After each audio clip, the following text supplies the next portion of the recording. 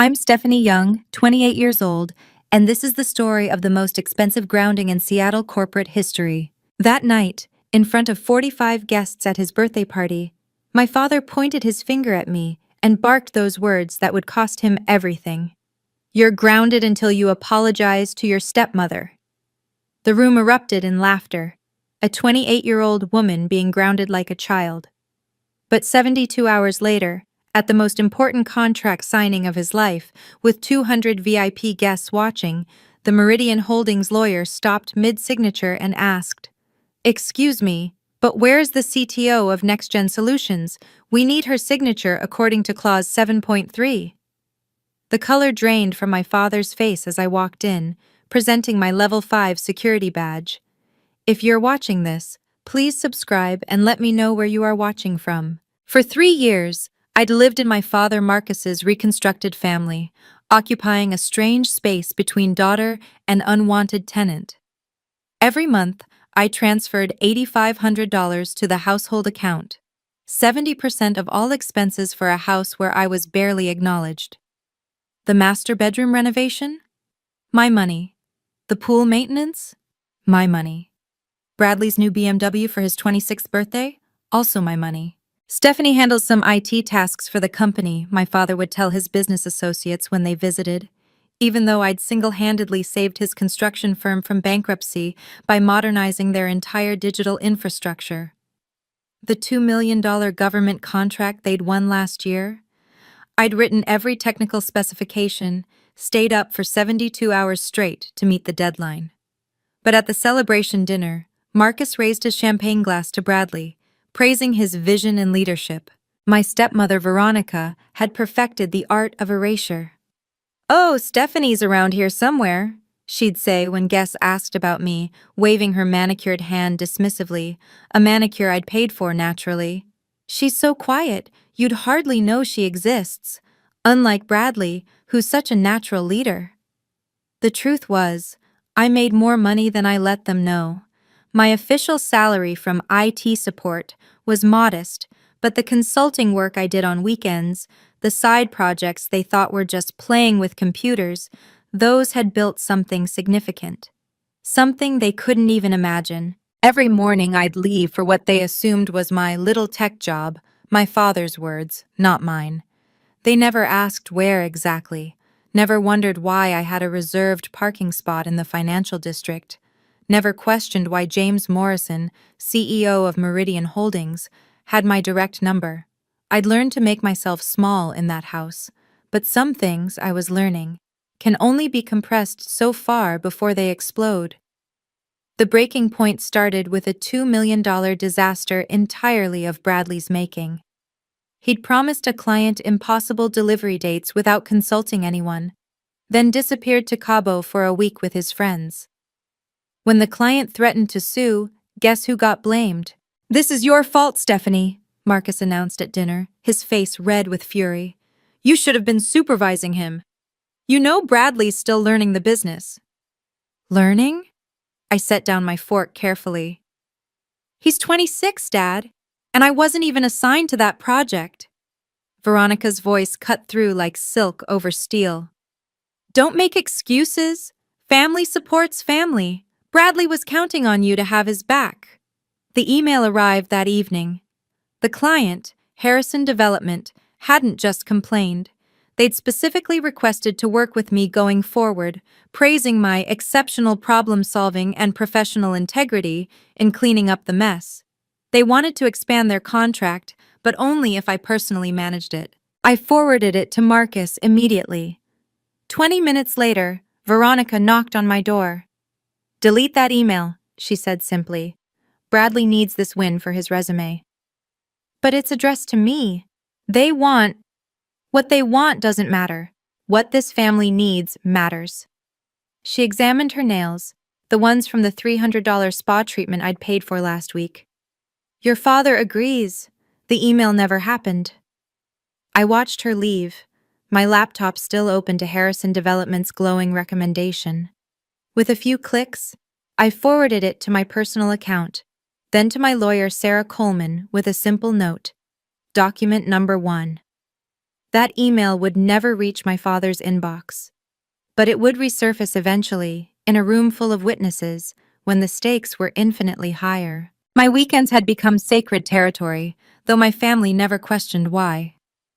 Stephanie's doing her computer things, Veronica would explain to anyone who asked, making typing motions with her fingers like I was playing a video game. If they'd bothered to track my location, they'd have found me 20 floors up in the Rainier Tower, in an office with my name on the door. My real office, not the converted storage room Marcus had generously given me at his company. The floor-to-ceiling windows overlooked Elliott Bay, and on clear days, I could see all the way to the Olympics. James wants to confirm Monday's meeting, my assistant messaged me that Saturday. James Morrison, whom my family thought was just someone from my old job who occasionally called. They had no idea he'd been my mentor at Stanford, or that we'd spent the last 3 years building something revolutionary together. The call came during Sunday dinner. "Sorry," I said, glancing at the caller ID. "It's my old boss." Marcus rolled his eyes. "Tell them you're with family." I stepped onto the patio, lowering my voice. "James?" "The Meridian board approved everything. $50 million for the construction project, but only with our exclusive tech integration. You know what that means?" "The exclusive agreement stands?" "Ironclad. No next gen, no deal. You still okay with the timing?" I watched through the window as Bradley helped himself to thirds, while Veronica praised his appetite for success. Marcus nodded along, oblivious. "Monday's perfect," I said. "I just signed something interesting, actually. A new exclusive contract that goes into effect next week." "Good, because this deal will change everything." As I ended the call, I noticed Marcus watching me through the glass, suspicion flickering in his eyes. But then Bradley said something, and his attention shifted back to his chosen heir. Tuesday morning brought the ambush I'd been dreading. Veronica placed a stack of legal documents next to my coffee, her smile sharp as winter ice. "Bradley's starting his investment portfolio," she announced. "We need you to sign these transfer papers." I scanned the first page, share transfer agreement. My stomach dropped. "These are my next-gen shares." "Your what?" Marcus looked up from his newspaper. "My startup shares, from a company I've been working with." I kept my voice level, though my hand trembled slightly. "They're worth about $2 million now." Veronica's laugh tinkled like breaking glass. "Perfect. Bradley needs credible investments to show potential employers. Family helps family, remember?" "These shares could be worth $50 million after the IPO," I said quietly. "Could be," Marcus emphasized, setting down his paper. "Nothing's guaranteed, Stephanie, but Bradley's future is happening now. He needs this for his applications to investment firms." I looked at the signature line. Once signed, everything I'd built would legally belong to my stepbrother, who couldn't even spell equity correctly in his last email. "I need to think about this." "Think?" Veronica's voice sharpened. "What's there to think about? Unless you don't trust your own family." Marcus's expression darkened. "Your mother's right. We've housed you, fed you, given you everything. I pay 70% of... And now you can't do this one thing for your brother?" He stood, his chair scraping against the floor. "Sign it, Stephanie. By my birthday party this weekend, or we'll have to reconsider your place in this family." The threat hung in the air like smoke. Your place in this family, as if I'd ever had one. "I understand," I said, sliding the papers into my bag. "I'll give you my answer at your party." The memory hit me as I sat alone in my room that night, staring at the transfer documents. 5 years ago, right after Mom died, Dad had held my hand in the hospital parking lot. "It's just us now, sweetheart," he'd said, tears streaming down his face. "But I promise you, I will always be in your corner. Always. Even if the whole world turns against you, you'll have me." That man had disappeared the day Veronica walked into our lives with her perfect son and her perfect smile. The father who'd taught me to code, who'd celebrated when I got into Stanford, who'd called me his brilliant girl. That man had been replaced by someone who couldn't even remember what I did for a living. "You're being dramatic again," had become his favorite response to any concern I raised. When Veronica moved my mother's photos to the basement, when Bradley was given the office I'd renovated, when my achievements were credited to others. "You're being dramatic." I tried one last time that Wednesday night, knocking on his study door. "Dad, can we talk? Just us?" He didn't look up from his computer. "If this is about the papers, there's nothing to discuss. Veronica's right. Family shares everything." "But Dad, this is my work, my company, I built—" "You're being dramatic, Stephanie." There it was, right on cue. "Bradley needs this opportunity. You'll have others. You're resourceful." Resourceful. Like I was some kind of cockroach that would survive no matter what they took from me. "Do you even know what I do, Dad? Where I work?" He finally looked up, irritation clear in his eyes. "IT support. Computers. What else is there to know?" I stood there for a moment, memorizing his dismissive expression. "Nothing, Dad. There's nothing else you need to know." If you're watching this and have ever felt invisible in your own family, drop a comment below.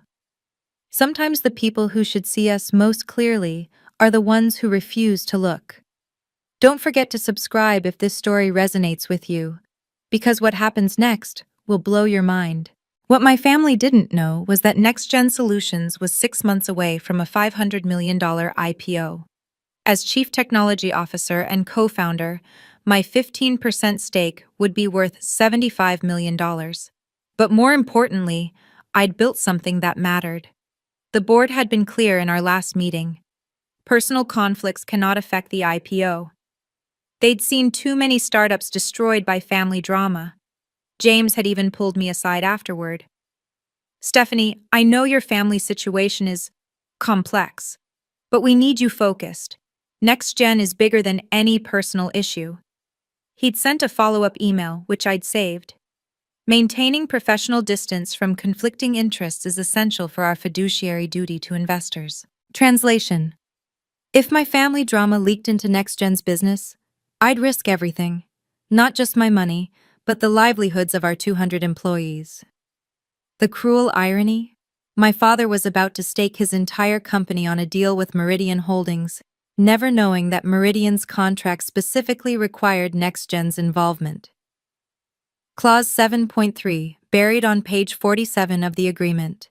Technical infrastructure must be provided exclusively by NextGen Solutions, with implementation overseen by their CTO. I'd helped write that clause myself 2 years ago, when James first brought me in as technical advisor for Meridian. Now it would determine the fate of my father's biggest deal. The question wasn't whether I'd sign Bradley's papers anymore. The question was, how much would my father lose when he discovered who I really was? Have you ever been in a situation where your family doesn't trust or value you? Comment your story below. I read every single one. If this video is helping you feel validated, please hit that like button and subscribe for more. We're just getting to the good part, and trust me, you won't want to miss what happens at Dad's birthday party. Thursday's dinner became an interrogation disguised as family time.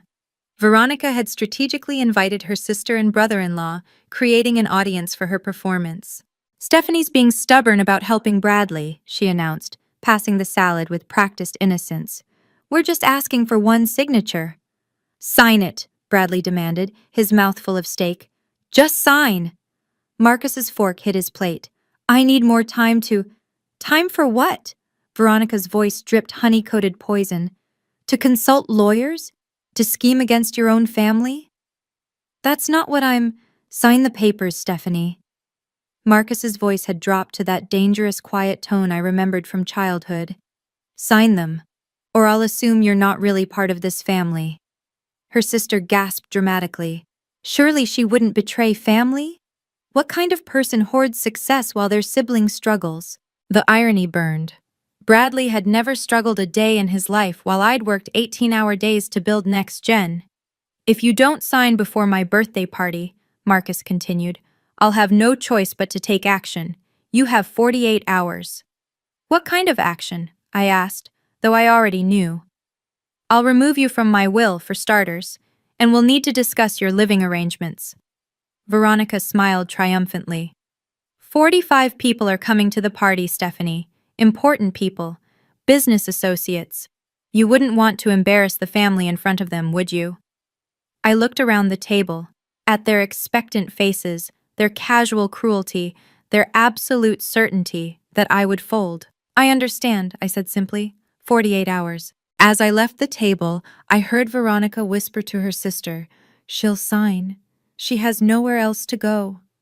If only they knew I'd already gone, 3 years ago. My hands shook as I called Sarah Coleman from my car, parked 3 blocks from the house where I no longer felt safe. "Sarah, I need you to review these transfer documents, tonight. Send them over." Her voice was calm, professional, a lifeline in the chaos. 20 minutes later, she called back. "Stephanie, these documents are problematic. They're trying to transfer shares of Next Gen Solutions? My family doesn't know what Next Gen really is." Well, that's their first problem. Their second is that this transfer agreement has several irregularities. The valuation is listed at $2 million, but I can see Next Gen's pre-IPO valuation is nearly $500 million. This could be considered fraudulent misrepresentation. Can I refuse without legal consequences? You can absolutely refuse. But Stephanie, Sarah paused, document everything, every conversation, every threat, every email. If they escalate this after you refuse, you'll need evidence. They're threatening to disown me if I don't sign by Saturday. Are you recording these conversations? Starting now, yes. Good. And Stephanie? I pulled the Meridian Holdings contract your father's company is pursuing. Did you know there's a technical requirement clause involving Next Gen? Clause 7.3. You knew? Sarah's surprise was evident. This changes everything. Your father needs your signature more than he realizes. Document everything, especially at that birthday party. If they publicly humiliate you and then discover they need your cooperation, the tables turn completely. Exactly. Keep your phone recording. Washington is a two-party consent state, but in public gatherings with no expectation of privacy, you're covered. I sat in my car, staring at the house where I'd grown up. Through the lit windows, I could see them laughing, probably planning their victory. "Sarah? Prepare whatever documents we might need for a clean break. I have a feeling Saturday will change everything." Friday afternoon, Marcus called an emergency family meeting. The dining room was packed. Veronica's sister and her husband, 2 cousins I barely knew, and Marcus's brother Tom, who'd driven up from Portland specifically for this intervention. "We're here because we love Stephanie," Marcus began, his voice thick with false concern. "But she's showing troubling behavior, selfishness, greed, refusing to help her brother succeed." "It's heartbreaking," Veronica added, dabbing at dry eyes. "We've given her everything, and this is how she repays us." Uncle Tom, whom I'd once considered an ally, shook his head. "Stephanie, your mother would be ashamed. She always shared everything she had." The blow landed exactly where he'd aimed it. My mother, who'd died when I was 23, who'd never met Veronica or Bradley, was being weaponized against me. "Tomorrow's party will have 45 of Seattle's most influential people," Marcus continued. "The Hendersons, the Walkers, James Morrison from Meridian Holdings, all people whose opinions matter. Do you really want to be publicly revealed as the daughter who betrayed her family?" Betrayed? I kept my voice steady, though rage burned in my chest. "What else would you call it?" Veronica stood, pointing at me. "Hoarding wealth while your brother struggles to build a future? Bradley doesn't even know what those shares represent." "Enough!" Marcus slammed his hand on the table. "You have until tomorrow night. Sign the papers at my party, in front of everyone, showing this family is united, or I'll announce that you're no longer my daughter." The room fell silent. The ultimatum hung between us like a blade. "I understand," I said, standing slowly. "Tomorrow night, everyone will know exactly where I stand." Marcus smiled, thinking he'd won. He had no idea he'd just scheduled his own professional funeral. Saturday morning, I overheard the conversation that sealed their fate. Marcus was in his study on speakerphone, boasting to someone about the Meridian deal. 50 million, Tom. 50 million. Biggest deal in company history. We signed Monday at the Four Seasons. You sure everything's lined up? Tom's voice crackled through the speaker. Everything's perfect. Even got their technical requirements sorted.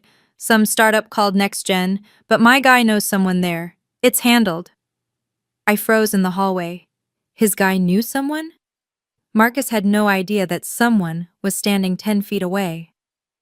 James Morrison personally called to confirm, Marcus continued. Said as long as we have the tech partner locked down, we're golden. Something about an exclusive agreement. Clause 7 something. 7.3, I whispered to myself. The signing ceremony will be huge. 200 guests, full media coverage, live stream for investors. This deal makes us players, Tom. Real players. Through the cracked door, I could see the contract draft on his desk. The same one I'd photographed Thursday night, where Clause 7.3 clearly stated, technical infrastructure must be provided exclusively by NextGen Solutions, with implementation overseen by their CTO. Marcus ended the call and noticed me in the doorway. Eavesdropping? Just passing by. Big deal on Monday? The biggest. His chest puffed with pride. While you're playing with your little computer job, I'm building an empire. Maybe if you showed more ambition like this, instead of selfishness, Bradley wouldn't need your shares. Right, I said quietly. Your empire. He turned back to his papers, dismissing me. On his desk, next to the Meridian contract, was a printed email from James Morrison. The subject line was partially visible. RE, NextGen Solutions integration confirmed for Monday. If only he'd read the signature line at the bottom of James's emails. CC S. Young, CTO, NextGen Solutions. My phone buzzed as I finished packing my room. James Morrison calling. Stephanie, about Monday's signing. I need to step outside, I said quickly, seeing Veronica hovering nearby. Once on the patio, I lowered my voice. James, what's going on? Just confirming you'll be there. The board wants the CTO present for something this big. Clause 7.3 is ironclad. Without your signature, the deal's dead. My father has no idea who I am at NextGen. Still? Stephanie, he's about to find out in the most public way possible. Are you okay with that? I watched through the window as Marcus showed Bradley something on his laptop, probably the Meridian contract, teaching his chosen heir about real business. Actually, James, it's perfect timing. Can you make sure the lawyers emphasize the exclusive agreement? Maybe have the notarized copy ready? Already done, the one we signed 2 years ago, making NextGen the sole technical provider for all Meridian construction projects. Your idea, if I recall. My idea, I confirmed, remembering the late nights spent crafting that agreement, never imagining it would matter this much. Monday at 3, Four Seasons, Emerald Ballroom. The signing's at 3:30 but arrive early. Security will have your level 5 badge ready. James? I hesitated. Thank you. For believing in me when my own family couldn't. Stephanie, you built half this company. You don't thank partners for recognizing reality. He paused. Is everything okay? You sound different. Everything's about to be exactly as it should be. As I ended the call, I noticed my father watching from his study window. He pointed at his watch, then held up 5 fingers. 5 hours until his party. 5 hours until the beginning of his end. The house transformed for Marcus's 60th birthday like a stage being set for a tragedy. Caterers arranged champagne flutes, florists positioned centerpieces, and Veronica directed everything with the precision of a general preparing for battle. I made my own preparations. First, I photographed the Meridian contract draft on Marcus's desk while he showered, focusing on Clause 7.3. The words were beautiful in their simplicity. This agreement is contingent upon NextGen Solutions' exclusive participation. Next, I called Sarah Coleman. I need the notarized exclusive agreement ready for Monday. The one you signed with Meridian 2 years ago? Already prepared. 3 copies, all certified. Perfect. And Sarah, I'm leaving tonight after the party. Your room's empty? Everything that matters is in my car. My laptop, my documents, my mother's jewelry, the things that made this house a home had already been evacuated. Recording device ready? Phone's fully charged. Washington's 2-party consent doesn't apply to public gatherings. Good. Stephanie, what they're about to do to you will be the best thing that ever happened to me. I placed the house key on my dresser, beside a simple note I'd written. I respect your decision, Dad. This is mine. The last thing I packed was my Level 5 CTO security badge from Next Gen, tucked safely in my purse. The same purse Veronica always mocked for being too plain for someone who should be representing the young family properly. From downstairs, I heard the first guests arriving. Marcus's booming laugh echoed through the house as he greeted his business associates, the people whose respect he craved more than his daughter's love. "Stephanie!" Veronica's voice cut through the noise. "Get down here and bring the papers!" I looked in the mirror one last time. Let's give them a birthday to remember. The party sparkled with the kind of desperate elegance that Marcus loved. 45 of Seattle's business elite mingled in our living room, champagne flowing, conversations flowing louder. I recognized half of them, people who'd ignored me at previous gatherings, dismissing me as Marcus Young's quiet daughter who did something with computers. "Everyone, attention!" Marcus clinked his glass, pulling the room's focus. "I want to thank you all for celebrating my 60th. But more importantly, I want to introduce the future of young construction. My son, Bradley." Bradley stumbled forward, already 3 drinks in, wearing a suit that cost more than most people's monthly rent. My money, naturally. "Bradley will be taking a larger role in the company," Marcus continued. "He's shown incredible vision and leadership." "What about Stephanie?" Mrs. Henderson asked, one of the few who'd ever acknowledged my existence. "Isn't she in the business too?" Marcus's laugh was dismissive. "Oh, Stephanie helps with administrative tasks, basic IT support. She's reliable in her small way." Veronica stepped forward, draped in diamonds I'd inadvertently funded. "Speaking of family business, we have an announcement to make tonight about family unity and support." I stood near the back, invisible as always, watching them set their own trap. Several guests glanced my way with sympathy, or was it pity? Marcus's lawyer, Robert Chen, no, Robert Smith after the changes, stood near the door, looking uncomfortable. "Where's that next-gen representative you mentioned?" someone asked Marcus. "For the Meridian deal?" "Oh, that's all handled through intermediaries," Marcus waved dismissively. "Some startup tech company. They're lucky to be involved with a project this significant." If only he knew that some startup was valued at $500 million, and its CTO was standing 15 feet away, holding a glass of champagne she wouldn't drink. "Before we continue celebrating," Veronica announced, her voice cutting through the chatter, "we have a small family matter to address. Stephanie, sweetheart, would you come up here?" Every eye turned to me. I walked forward slowly, my phone recording in my pocket. "As you all know," Veronica continued, "family is everything to the Youngs, supporting each other, sharing success, lifting each other up. That's why we're so proud that Stephanie has agreed to help launch Bradley's investment career." "I haven't agreed to anything," I said clearly. The room went quiet. Veronica's smile flickered, but held. "Don't be shy, dear. Tell everyone how you're transferring your shares to help your brother." "I'm not transferring anything." Marcus's face flushed red. "Stephanie, we discussed this. You demanded it. There's a difference." "This is embarrassing," someone whispered. "You're right," I said, turning to face the crowd. "This is embarrassing, being pressured to give away $2 million in shares that could be worth $50 million after the IPO, to someone who's never worked a day in his life. Yes, that's very embarrassing." "How dare you?" Veronica stepped forward, After everything we've done for you. You mean after I paid 70% of household expenses? After I saved Marcus's company from bankruptcy? After I wrote the proposals that won him his contracts while Bradley got the credit? You ungrateful, Bradley started. Bradley, I cut him off. Can you even spell equity correctly? Because you misspelled it 3 times in your last email.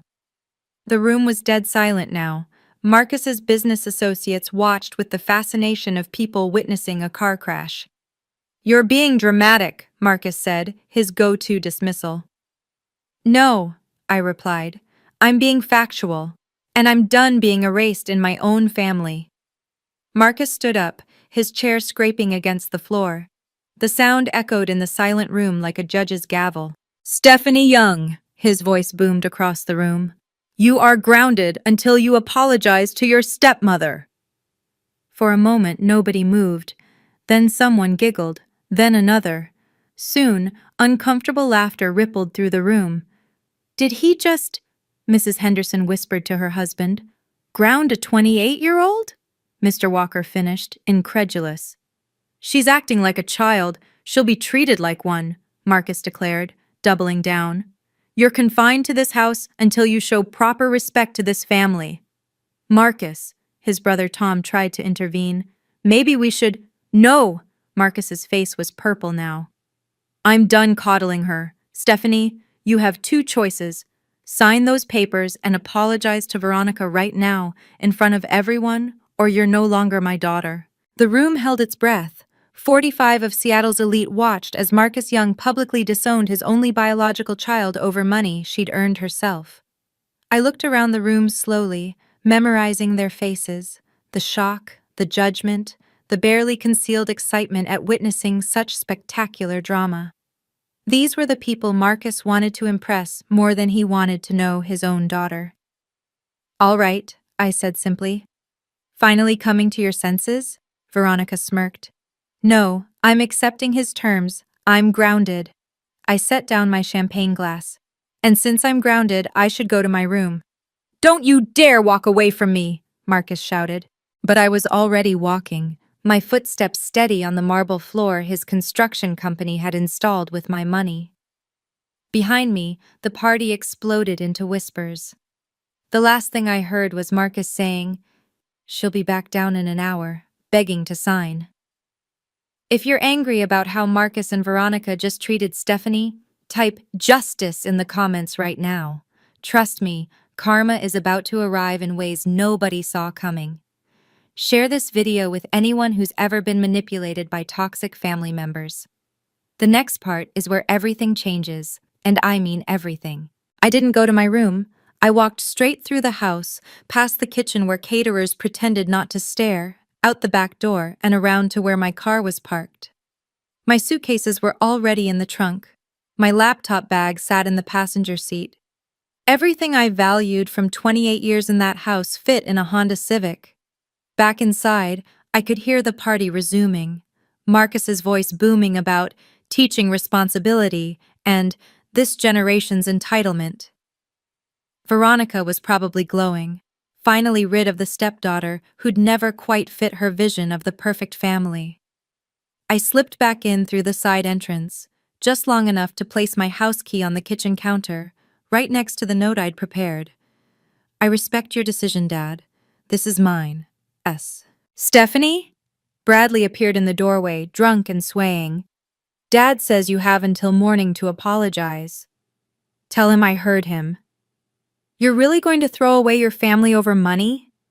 I looked at my stepbrother, 26 years old, never held a job, living off my financial support while calling me selfish. Bradley, do you even know what Next Gen Solutions does? Some tech stuff. Who cares? Right. Who cares? I picked up my purse, feeling the weight of my CTO badge inside. Enjoy the party. Where are you going? You're grounded. To my room, I lied, walking past him. Finally learning your place?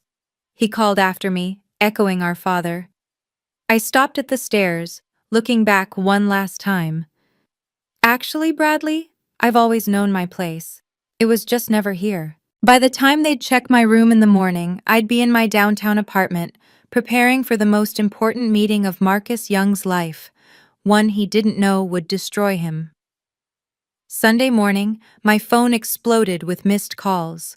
43 from Marcus, 15 from Veronica, even 5 from Bradley.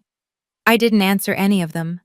The first voicemail was Marcus, fury barely contained. "Your room is empty. Your key is on the counter. This is not what we discussed, Stephanie. Call me immediately." The fifth was Veronica, fake concern dripping. "Sweetie, we're worried. This isn't like you. Just come home and we can work this out." The 10th was Marcus again, now panicked. "Stephanie, Sarah Coleman just called. She says she represents you. What's going on? Call me back." But it was the 20th message that made me smile.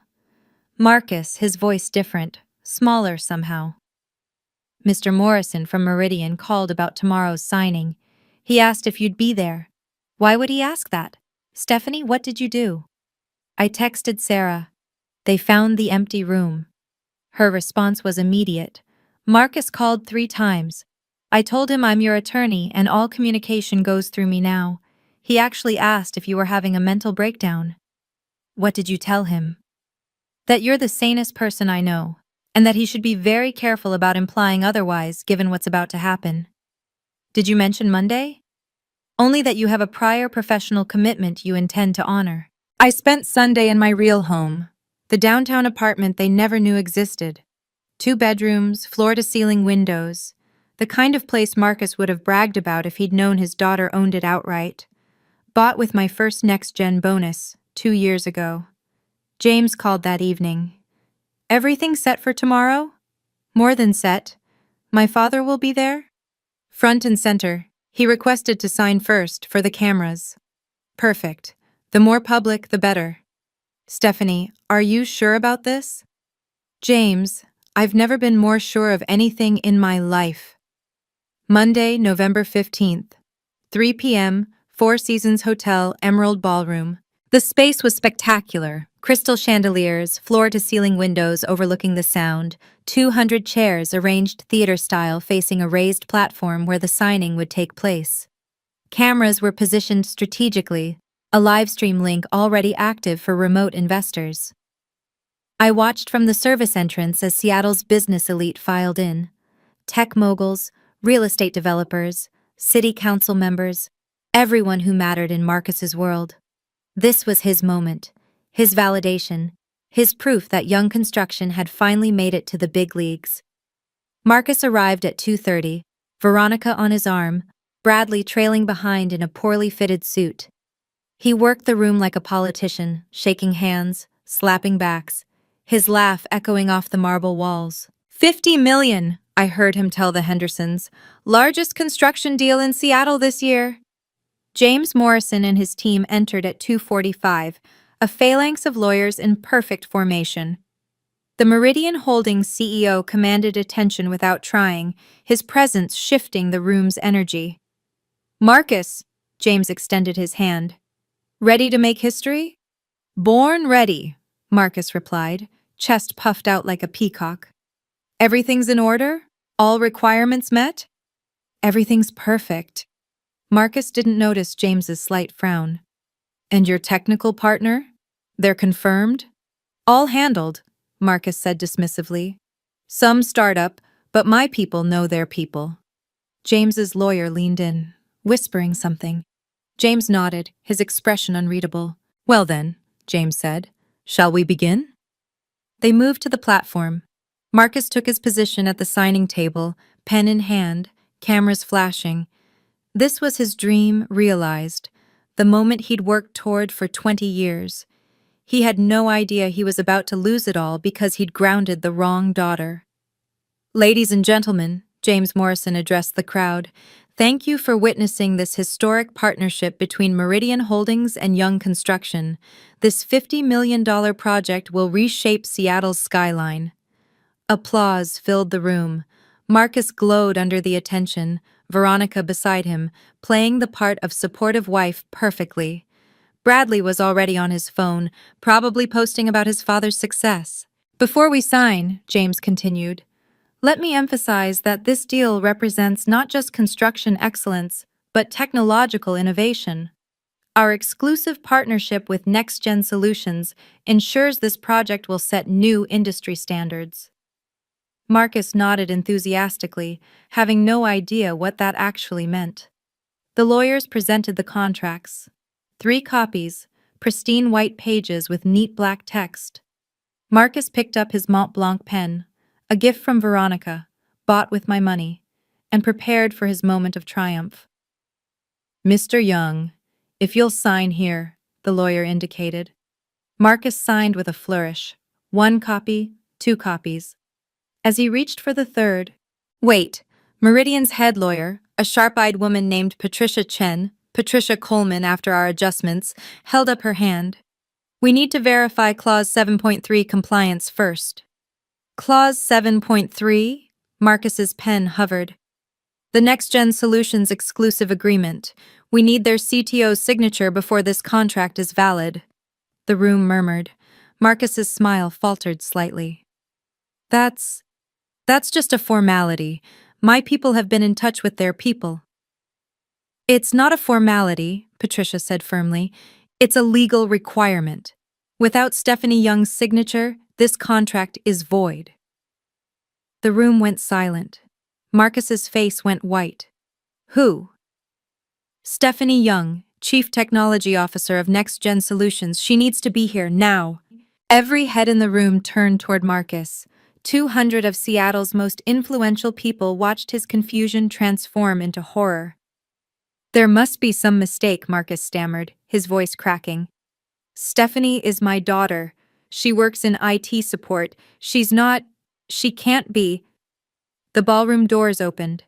I walked in wearing my best power suit, the one I'd bought for NextGen board meetings, not family dinners. My level 5 security badge hung visibly from my lapel. Every step was measured, confident, the walk of someone who belonged in rooms like this. Good afternoon, Mr. Morrison, I said, shaking James's hand. Sorry I'm late. Traffic from the NextGen offices was terrible. Stephanie? Marcus's voice was barely a whisper. I turned to face my father. The man who'd grounded me 60 hours ago for refusing to give away my shares. The man who'd called me dramatic, selfish, ungrateful. Hello, Dad. I heard you need my signature. You're the CTO? Veronica had gone pale, her perfect composure cracking. For 3 years now. I pulled out my business card, placing it on the signing table. Co-founder, actually. James and I built NextGen together. The room erupted in whispers. Phones appeared, people Googling frantically. Within seconds, they found it. My LinkedIn, my Forbes features, the TechCrunch articles about NextGen's revolutionary platform. But you said you worked in IT support, Bradley blurted out. No, I corrected. Dad said I worked in IT support. He never asked what I actually did. I reached into my briefcase, pulling out the notarized exclusive agreement. This is the contract between NextGen and Meridian, signed 2 years ago. I'm the only person authorized to approve our involvement in Meridian projects. Marcus stared at the document, then at me, then back at the document. His $50 million deal, his moment of triumph, his entire future, all of it depended on the daughter he'd just publicly humiliated and disowned. Show them the documentation, James said calmly. I laid everything out on the table, each piece of evidence landing like a hammer blow. My CTO security badge, level 5, the highest clearance at NextGen. The original incorporation documents showing me as co-founder with 30% initial equity, now diluted to 15% worth $75 million at current valuation. The notarized exclusive agreement with Meridian, dated 2 years ago, requiring my personal approval for any construction project integration. Email threads between James and me, discussing the technical requirements for Marcus's project, dated weeks before today. This can't be real, Marcus muttered, shuffling through the papers. It's all real, Mr. Young, Patricia Coleman confirmed. We've verified everything. Your daughter is one of the most successful CTOs in Seattle. NextGen's platform is why Meridian chose your company. It was the only way to access their technology. But she never said anything. Veronica's voice pitched high with panic. I tried to tell you Saturday night, I said evenly. You were too busy demanding I give my shares to Bradley to listen. Someone in the crowd gasped. The Henderson family, who'd witnessed Saturday's debacle, were whispering furiously. The story was spreading through the room like wildfire. Marcus Young had grounded his adult daughter for refusing to give away shares in a company worth $500 million. Please, Marcus said quietly, his pride crumbling before 200 witnesses. Stephanie, please sign the contract. Why would I do that? I asked. According to you, I'm grounded until I apologize for keeping what I earned. According to you, I'm not even your daughter anymore. The cameras were still rolling. The live stream was still active. Thousands of investors were watching Marcus Young beg the daughter he'd discarded. Stephanie, sweetheart. Marcus's voice cracked, using an endearment he hadn't said in 3 years. You're my daughter. You'll always be my daughter. I was angry. I didn't mean it. You meant it enough to say it in front of 45 people, I replied calmly. This is ridiculous. Veronica stepped forward, desperation making her reckless. Just sign it, Stephanie. Stop being so vindictive. Vindictive? I turned to her. Like when you made me delete the Harrison development email praising my work so Bradley could take credit? Like when you demanded I transfer shares worth $50 million to your son who can't even spell equity? Those shares are only worth $2 million, Bradley protested. James Morrison laughed. Actually laughed. Mr. Young, your stepson clearly doesn't understand valuations. NextGen is completing a Series D round at a $500 million valuation. Your daughter's shares are worth approximately $75 million pre-IPO. The number hung in the air. $75 million, more than Marcus's company had grossed in its entire 30-year history. You're worth... Marcus couldn't finish the sentence. About 10 times what you are, yes. I let that sink in. The daughter you called dramatic, the one you said had a little computer job, the one you grounded like a child. Please, Marcus was begging now, pride completely abandoned. The company needs this deal. We've leveraged everything. Without Meridian, we'll go under. I know, I said simply. I've seen your financials. You bet everything on this deal. Then you know what you're doing to me. I know exactly what I'm doing.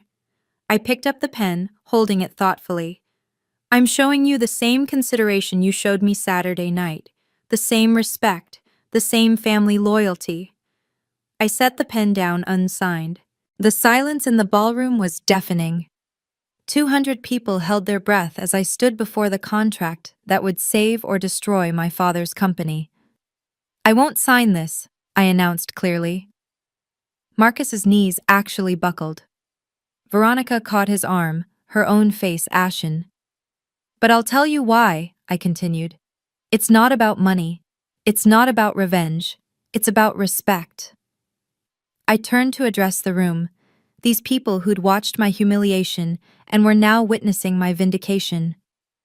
On Saturday, my father told me that family shares everything, but sharing requires respect, trust, recognition that each person has value. For 3 years, I've been erased in my own home while building a company worth $500 million. We didn't know, Marcus pleaded. Because you never asked. You never wondered why I had weekend meetings, never questioned why James Morrison had my direct number, never considered that maybe, just maybe, your daughter was more than IT support. I faced James. Meridian's values include respect, innovation, and integrity. Young Construction has demonstrated none of these.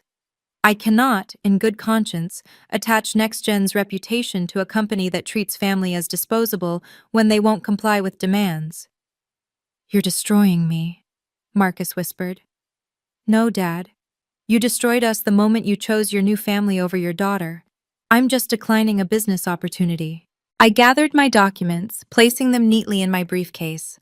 Mr. Morrison, NextGen remains committed to Meridian's other projects. We'll find you a construction partner who aligns with our values. Completely understood, James replied, his respect evident. I walked toward the exit, my heels clicking on marble. At the door, I turned back one final time. Business is built on trust, Dad. You broke mine. That's a debt your 50 million can't repay. The aftermath was immediate and brutal. The deal is terminated, James Morrison announced to the stunned room. Meridian Holdings will not proceed without NextGen's participation. Wait! Marcus lunged forward, papers scattering.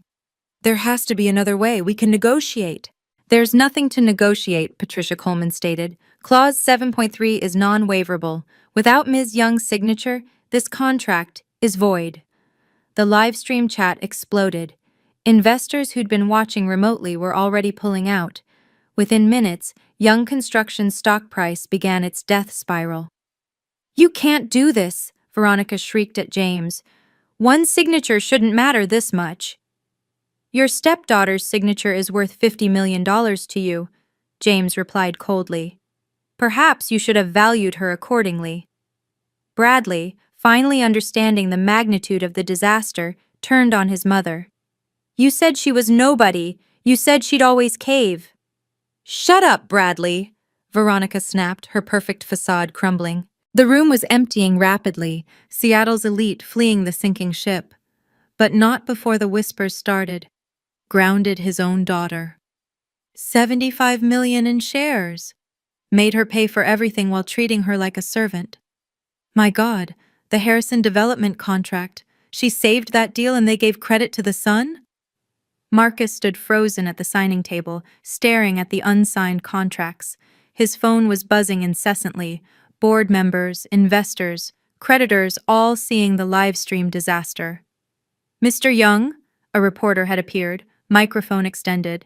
Seattle Business Journal, can you comment on why you didn't know your daughter was CTO of NextGen? Is it true you tried to force her to give her shares to your stepson? That's not... Did you really ground a 28-year-old woman? The questions came like bullets, each one finding its mark.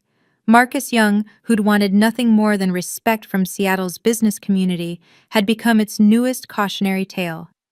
By Tuesday morning, the professional execution was complete. The Seattle Business Journal ran the headline, Young Construction loses $50 deal after CEO fails to recognize daughter's tech empire. Young Construction's stock price had dropped 40% overnight. Trading was halted twice due to volatility. The board called an emergency meeting for noon. I watched the news from my office at NextGen, feeling nothing but calm. Sarah Coleman called with updates every hour. The board voted Marcus is out as CEO, effective immediately. 3 more contracts just canceled. Companies are citing reputational concerns. Bradley's job offer from Rainier Partners was rescinded. They saw the live stream. The live stream. That beautiful, damning piece of evidence showing Marcus Young begging his discarded daughter for salvation. It had been viewed over 2 million times in 24 hours. Grounded CEO was trending on Twitter. Forbes called requesting an interview. TechCrunch wanted a statement. The Wall Street Journal was preparing a piece on family dynamics and tech leadership. I declined them all through Sarah. My silence said more than any quote could. James Morrison released a statement. Meridian Holdings values partnerships built on mutual respect and recognition. We look forward to working with construction firms that share these values. Translation: anyone who treated their people like Marcus treated me would never see Meridian money. By Thursday, the numbers were in. Young Construction market cap, down 200 million. Cancelled contracts, 6 major projects. Board confidence vote, 12-2 against Marcus. Time from signing ceremony to termination, 48 hours. Marcus Young, who'd spent 30 years building his company, had destroyed it in a single weekend by grounding the wrong person. How does it feel? Sarah asked during our afternoon call. Like justice, I replied, served with a full audit trail. The personal fallout was even more spectacular than the professional collapse.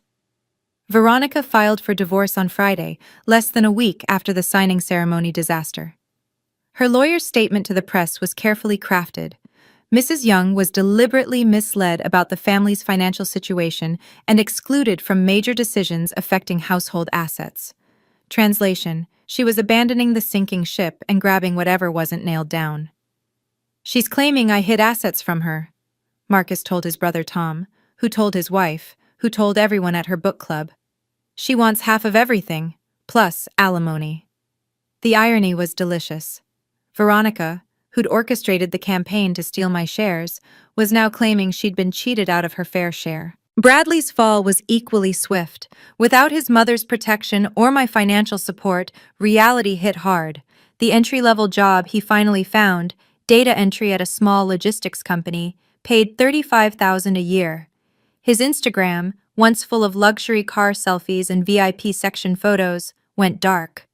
He asked if NextGen was hiring, Sarah informed me, barely suppressing laughter. I told him to submit his resume through the portal like everyone else. He never did. Probably couldn't figure out how to format it properly. The family who'd witnessed my humiliation scattered like roaches when lights turned on. Uncle Tom stopped returning Marcus's calls. Veronica's sister unfriended everyone on Facebook. The cousins who'd lectured me about family loyalty pretended we'd never met. But the cruelest blow came from the social circuit.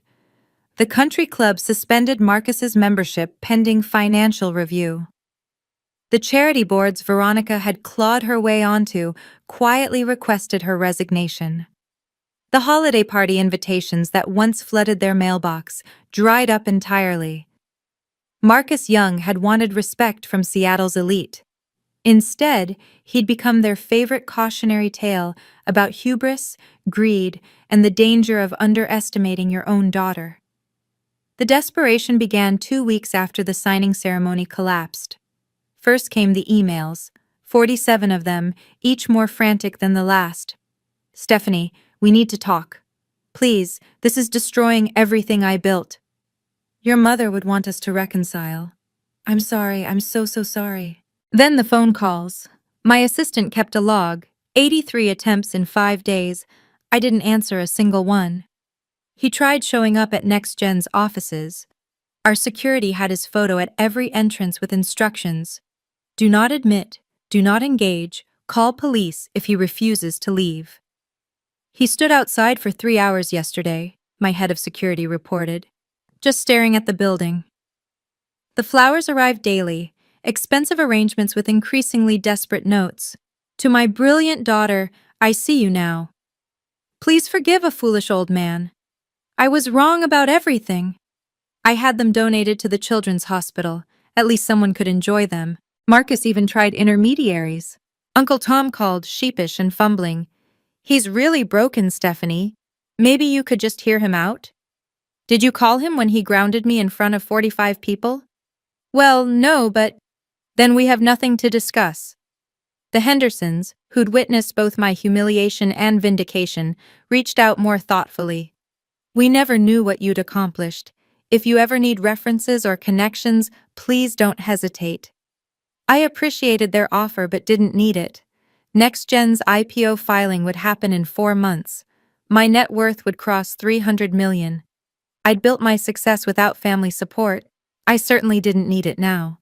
But Marcus kept trying, each attempt more pathetic than the last, apparently unable to understand that some bridges, once burned, couldn't be rebuilt with apologies and flower arrangements. 3 months after the signing ceremony, my success became undeniable. Forbes 30, Under 30 featured me on the cover. The headline, "The CTO who built a 2x company while her family thought she did it support."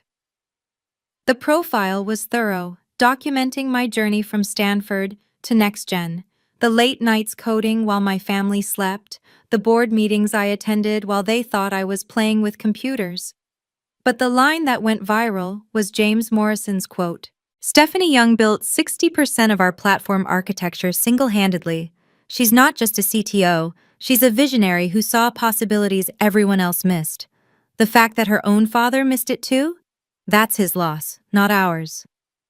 TechCrunch followed up with a piece titled, "The $50 grounding, How family toxicity nearly derailed Seattle's next unicorn. The tech community rallied around me in ways my blood family never had. Female CTOs reached out with support. Startup founders shared their own stories of family disbelief. A group called Tech Leaders Against Toxic Families invited me to speak at their conference. I declined the speaking engagement, but donated $100,000 to their scholarship fund for young technologists escaping unsupportive homes. The IPO announcement came in March. NextGen's valuation, $2 billion. My stake, $300 million. The same week, I launched the Young Women in Tech Foundation, pointedly using my last name to reclaim it from the man who tried to disown me. Our mission: supporting young female technologists whose families didn't believe in their potential. The foundation's first scholarship recipient was a 19-year-old whose parents wanted her to quit coding and find a husband instead. I presented her the check personally, remembering my own father's dismissal of my little computer job.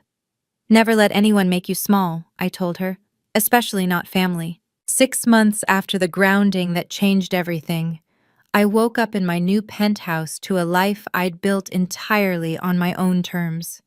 The Pike Place view was spectacular, but it wasn't the luxury that mattered. It was the peace. No one here questioned my worth. No one demanded I shrink myself to make them comfortable. No one treated my success as their ATM. My morning routine was sacred. Coffee on the terrace, reviewing NextGen's overnight metrics, then a video call with James about our expansion into European markets. We'd hired 50 new engineers, opened offices in London and Berlin, and were finalizing partnerships worth $500 million. The Singapore Sovereign Wealth Fund wants in on the next round, James mentioned. They're talking about a $3 billion valuation. $3 billion. The company my father never bothered to ask about was worth $3 billion. My personal life had flourished too. I was dating Michael, a biotech founder who'd never once called my ambitions dramatic or suggested I tone down my success. He celebrated my wins, supported my decisions, and understood that respect wasn't negotiable.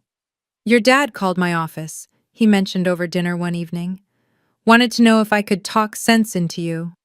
"What did you say?" "That you're the most sensible person I know, and that maybe he should have realized that before he grounded a grown woman."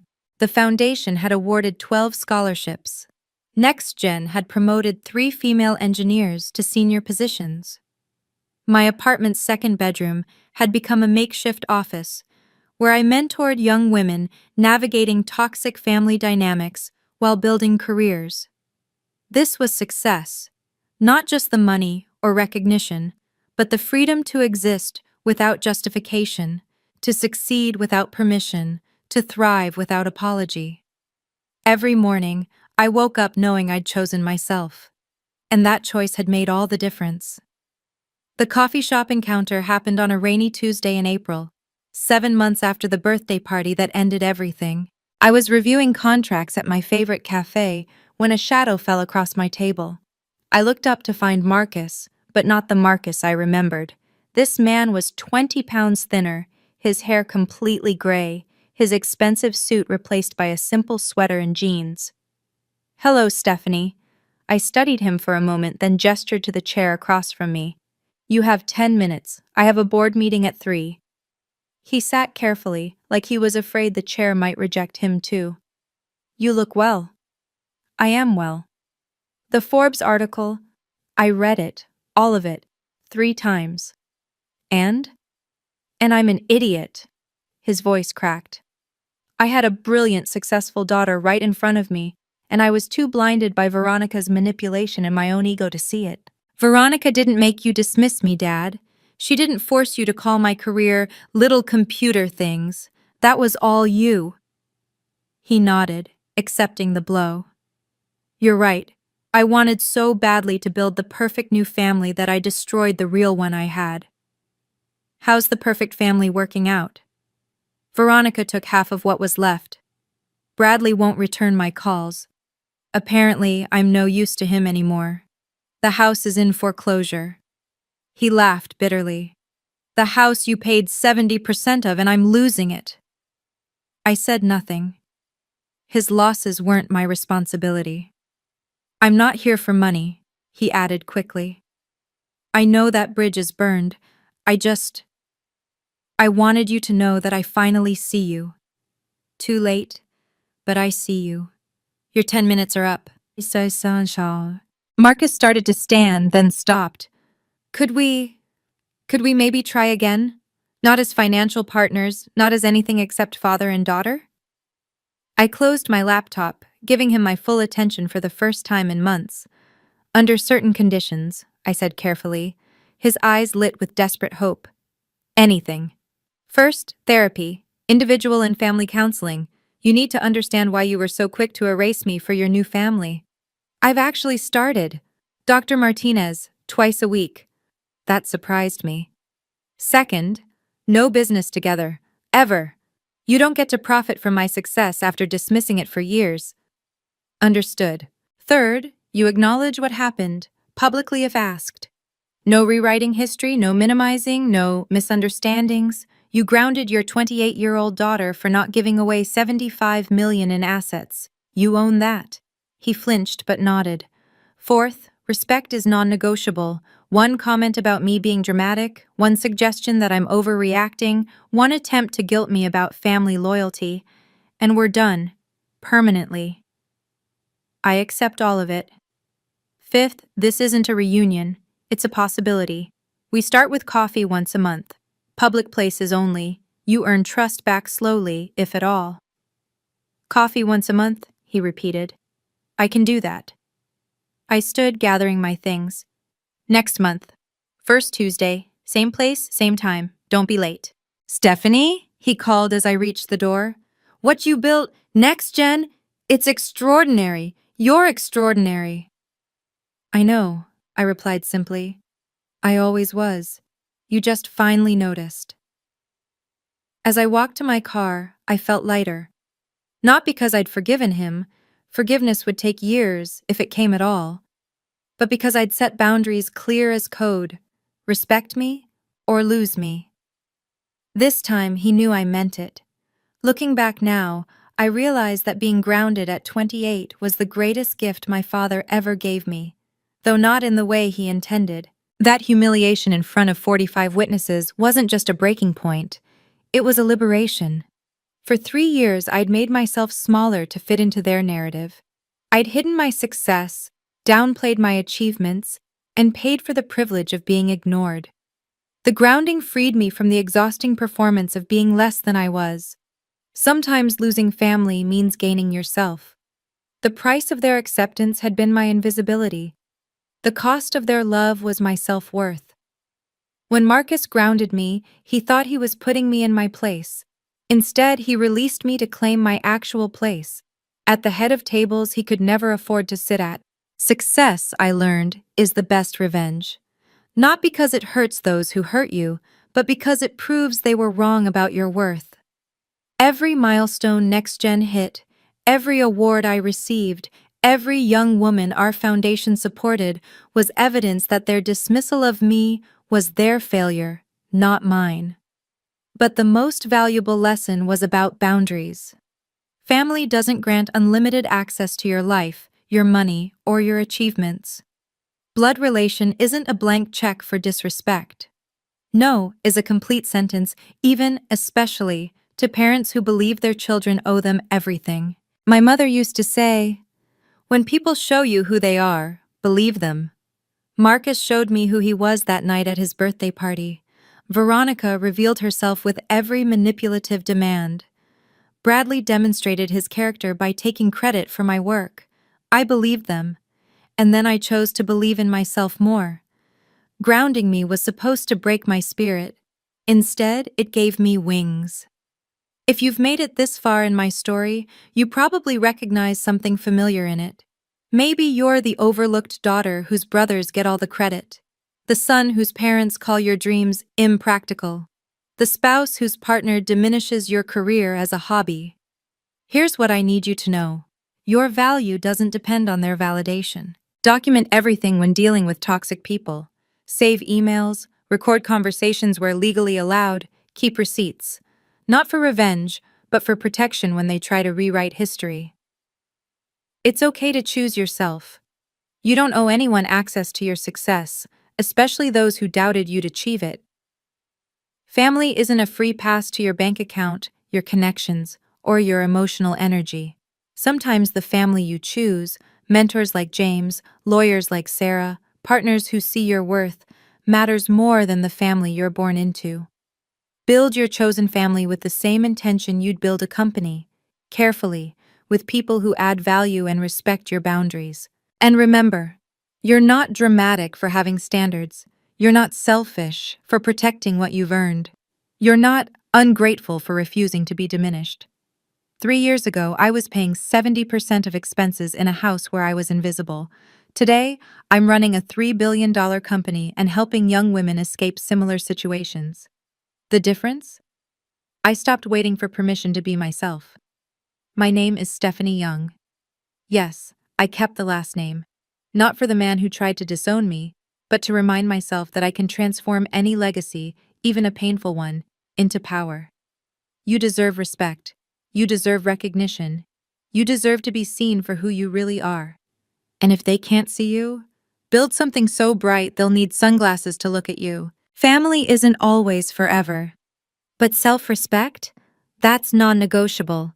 If this story resonated with you, please share it with anyone struggling with toxic family dynamics. Subscribe for more stories about people who chose themselves and thrived. Comment boundaries below if you believe respect is non-negotiable, even with family. I'm Stephanie, and remember, you deserve to be valued for who you are, not who they want you to be.